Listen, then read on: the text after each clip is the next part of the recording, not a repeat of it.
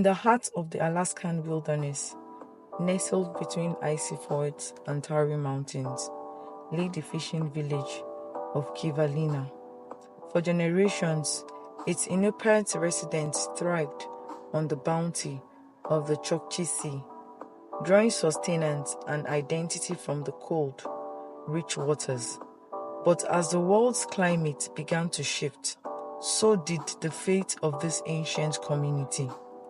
Grandma Nuka, as she was fondly called, a weathered woman with deep-set eyes that held stories of countless winters, remembered a time when the sea ice would arrive predictably each year, providing a stable platform for fishing and traveling.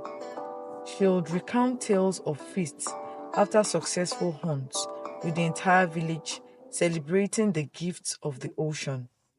But in the recent years, the rhythms of Kivalina began to falter. Winters grew warmer, and the sea ice arrived late, if at all. Young villagers like Kanik, Nuka's grandson, began to witness the changing landscape firsthand. He recalled childhood games played on thick, expansive ice sheets that now seemed like distant dreams. Instead, he saw vast stretches of open water, reluctant to freeze even in the heart of the winter. Fishing became a game of chance. Traditional sports that once teemed with salmon, halibut, and herring now offered meager catches, forcing families to venture further and take greater risks. Some never returned from these perilous journeys, lost to the unpredictable and treacherous sea. The shifting climate also brought another, more insidious threat: coastal erosion. Without the protective barrier of sea ice, powerful winter storms gnawed at the village's shores, swallowing homes and ancestral graves in the hungry sea. Each tide seemed to claim a bit more of Kivalina, pushing its residents towards an inevitable reckoning.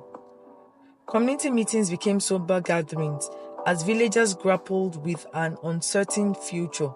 Some spoke of relocation, a painful prospect that meant leaving behind the land of their ancestors.